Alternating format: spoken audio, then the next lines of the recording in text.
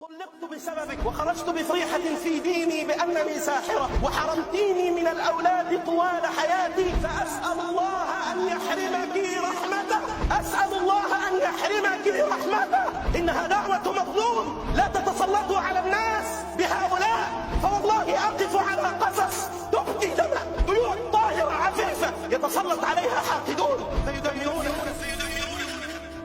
بعد أن مرت سنوات على مصيبتها جاءت تعترف بجريمتها. تقول المرأة: كنت امرأة ذات منصب وجمال وقوة وعزة ومال، وكان زوجي ميسور الحال لكنه تزوج علي. لما تزوج بالثانية كان أهل زوجي كثيرا ما يمدحون تلك المرأة ويذكرون من صلاح دينها، وكان زوجي دائما ما يذكر من كثرة عبادتها حتى غار قلبي عليها، فكنت دائما ما أتطاول عليها بالسب، فكان زوجي يحذرني ويقول: احذري من تلك المرأة، إنها من أهل الله الأجواد وإن بينها وبين الله سر، فاحذري من أن تنالك دعوة منه. تقول: لما رأيت قرب زوجي منها جلست ذات يوم مع صديقة لي صحبة من تلك الأصدقاء الذين يعرفون الله، قالت: دائما ما كنت أحدثها بأخبار بيتي وبأسرار زوجي، فنصحتني وقالت لي: عجلي قبل أن يرزق زوجك بولد من تلك المرأة، عليك أن تسرعي وأن تأخذي القرار. قالت: ماذا أفعل؟ نصحتها صديقة الشر فقالت لها: اذهبي إلى ساحرة، اذهبي إلى ساحرة، فإن رزق بولد تعلق قلبه زيادة عليه.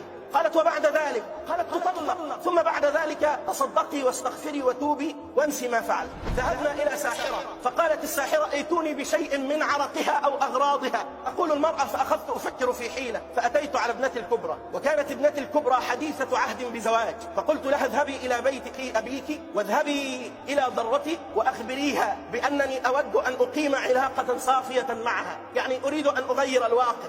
ذهبت ابنتها وهي تخطط تأتي بشيء من أغراض تلك المرأة، فجلست عندها ودعتها إلى عزيمة في بيت أمها، وبينما هي كذلك أخذت طرحتها التي تضعها على رأسها. تقول: ثم عدت فعادوا إلى الساحرة فأعطتنا شيئا، قالت: خذوا هذا فضعوا منه أمام البيت ثم ضعوا منه في الشيء الذي تشربه. وجاء اليوم الموعود وجاءت تلك المرأة ونظرت إليها بابتسامة، كانت الابتسامة تعبر عن الفرح لكنني أضمر لها الحقد والكره. فلما أن دخلت كانت معي صديقة الشر، تخطت ذلك السحر، وقامت صديقة الشر فوضعت لها في القهوة ذاك المشروب الذي ألقته الساحرة. مرت الأيام وخرجت من عندها وبدأ المرض يصيب تلك المرأة، لقد بدأ معها نزيف شديد في الرحم، ما إن تقوم لتصلي حتى تصرخ وتصيح، ما إن تدخل الحمام حتى يغمى عليها. كان زوجها ينقل أخبارها، فكانت تظهر بمسكنة تلك اللئيمة أنها حزينة لما يصيبها. مرت الأيام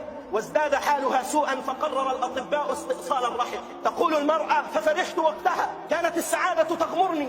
ومرت الأيام وإذا بتلك المرأة بعد أن قام الأطباء بحمل الرحم وإخراجه، إذا بي أجد زوجي يحبها أكثر ويرق لحالها. فقلت: الآن حان وقت الضربة القاضية، لابد من زوجي أن يطلقها. فذهبت إلى الساحرة فأعدت لي سحرا جديدا وقررت السحر، لكن السحر في تلك المرأة كان للزوج.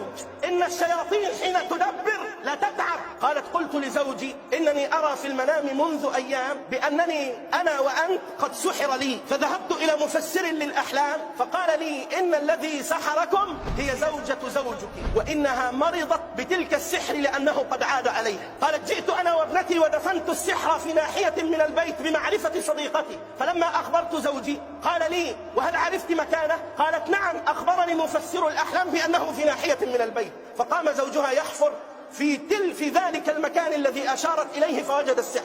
فلما وجد السحر صدم زوجها، قالت: كانت الصدمة له وكانت السعادة لي. اتصل بشقيق تلك المرأة المسكينة التي سحرت، التي مرضت، وقال له: أختك فاسقة ساحرة دمرت حياتي، ولكن قدرة الله تبارك وتعالى قد عادت السحر عليها. وصدق تلك الزوجة. تقول: فطلقها. ومرت 5 سنوات. تحكي المرأة قصتها وهي رسالة أبثها لهؤلاء الذين يدمرون البيوت، لهؤلاء الذين يتساهلون في التعامل مع السحرة والدجالين. تقول: مرت 5 سنوات، وبعد 5 سنوات بدأت المصائب والملمات. أما ابنتي التي تزوجت بزوجها فقد طلقت وهي تعيش في بيتها في حالة من الاكتئاب لأنها أصيبت بمرض على المضايق منعها من الإنجاب مدى الحياة. وأما صديقة الشر تلك فإنها تعالج نفسها في المستشفى لأنها يصيبها صرع، كلما تذكرت ولدها الوحيد الذي فقدته في حادث السيارة بعد تلك السنوات. وأما زوجي فكان ينام في الليل فيأتيه والده المتوفي وهو غاضب منه وهو يقرأ عليه قول الله: يا أيها الذين آمنوا إن جاءكم فاسق بنبأ فتبينوا. وأما أنا فكانت تلك المصيبة مصائب ومصائب ومصائب. لقد خرجت من منصبي في التعليم بفضيحة قسمت ظهري. وأما ولدي الوحيد فإنه يعالج في مستشفى الإدمان بعد أن أدمن الحشيش. فلما اشتد علي ذلك أصبت بمرض، ذهبت إلى الأطباء، وبعد فحص سريري أخبرني الأطباء بأنني مريضة بالسرطان في الدماغ حتى تغلغل المرض فوصل إلى الحبل الشوكي. استشفى على المسكنات، تركني زوجي وذهب وتزوج بأخرى ونسيني، ما عاد يتذكرني. في يوم